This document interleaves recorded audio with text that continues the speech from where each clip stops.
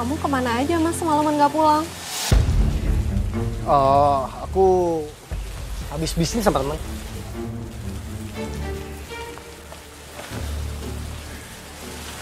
Permisi mbak, makan siangnya udah siap di meja. Oh ya, makasih ya.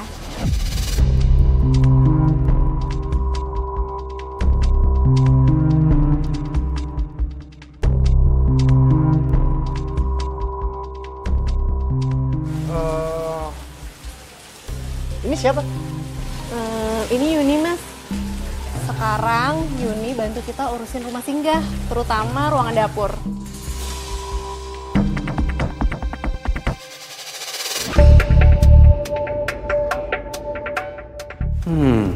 Cantik juga nih cewek. Oh gitu ya? Iya. Mas, kamu bisa nggak bantuin siapin tempat di ruangan utama? Soalnya kan kita nanti ada acara ketemu Yunus sama donatur yang lain. Aduh. Aku nggak bisa, soalnya badan aku tuh lagi capek banget. Kamu suruh Yuni aja. Iya mbak, biar sama saya aja nggak apa-apa kok. Makasih ya.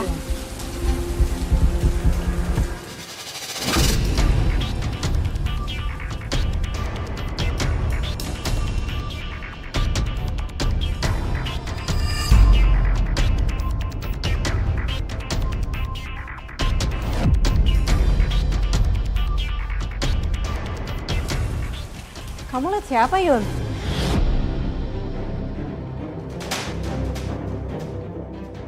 Enggak mbak, nggak ada siapa-siapa.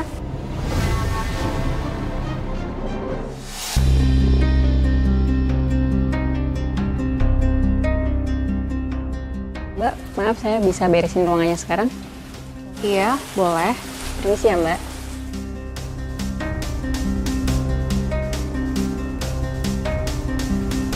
Gak kerasa Yuni udah hampir seminggu kerja di rumah singgah. Dan saya sering perhatikan kalau suami saya Dimas suka menatap Yuni. Dan tatapannya tuh kelihatannya genit gitu mbak. Mbak Indah, mungkin itu perasaan kamu saja. Mungkin kamu merasa sedikit cemburu.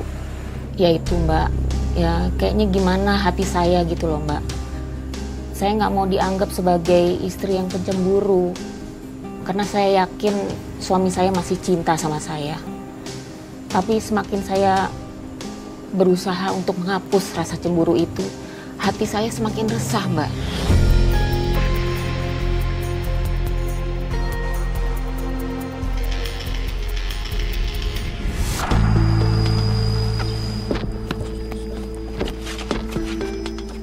Ya ampun Mas Dimas, kamu bikin kaget aja sih.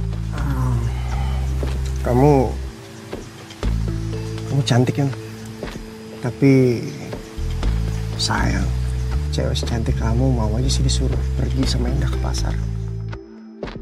Udahlah, gak usah terlalu nurutin si Indah. Ya Mbak Indah kan udah baik banget Mas sama aku. Dan aku juga lagi butuh kerjaan. Adanya juga kerja di rumah singgah di dapur Mas. Iya, aku tahu. Kamu tuh lagi butuh uang buat biaya pengobatan ibu kamu. Tapi nggak akan banyak kalau cuma bantuin si Indah doang. Mendingan kamu bantuin aku. Kita kumpulin uang yang banyak. Nanti begitu sudah kaya raya, aku bakal tinggalin Indah dan aku akan nikahin kamu.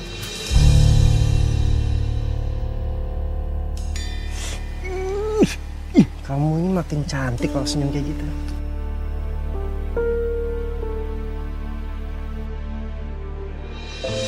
Semakin hari semakin banyak barang-barang berharga yang hilang dari rumah singgah mbak. Dan Dimas selalu menuduh anak-anak yang mencuri. Saya sudah mencoba berkali-kali bertanya pada anak-anak apakah mereka mencuri barang-barang itu.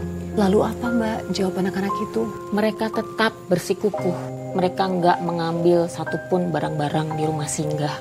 Bahkan ada yang membuat saya tertegun. Mereka bilang rumah singgah ini sudah terlalu baik sama mereka. Jadi nggak mungkin mereka membalas kebaikan itu dengan mencuri barang-barang. Tapi saya jadi dilema mbak. Karena suami saya Dimas selalu bilang jangan terperdaya sama keluguan anak-anak itu. Karena mereka itu tetap anak jalanan. Sampai akhirnya saya lihat mereka tidak bisa lagi menahan kekesalannya. dan peristiwa itu terjadi.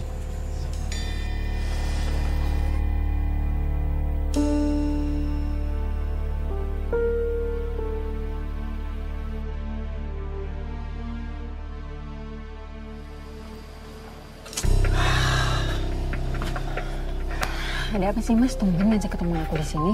Enggak. Aku cuma mau bilang, aku tuh bangga banget sama kamu. Karena kamu tuh udah nurutin apa yang aku mau. Oh, terus? Terus aku mau kamu terus untuk manfaatin uang-uang anak-anak itu. Kamu potong jatahnya terus menerus. Tapi ingat, jangan sampai ketahuan sama Indah ya. Kalau itu mah udah pasti Mas. Karena kalau sampai ketahuan Mbak Indah, itu bisa bahaya. Itu kamu tahu.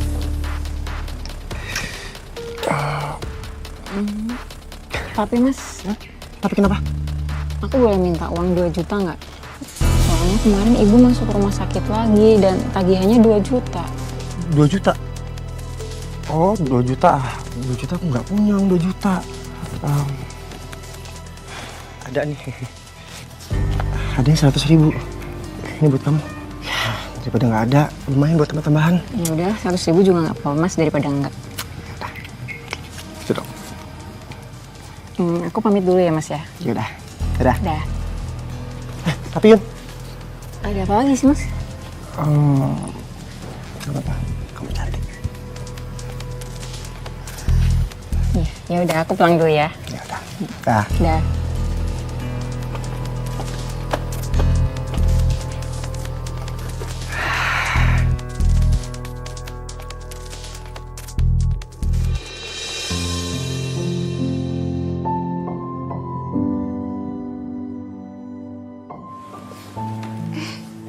Kok pada nggak makan? Nasinya udah nggak enak. Sama sayurnya juga nggak enak, Bu. Kayaknya sayurnya basi deh, Bu.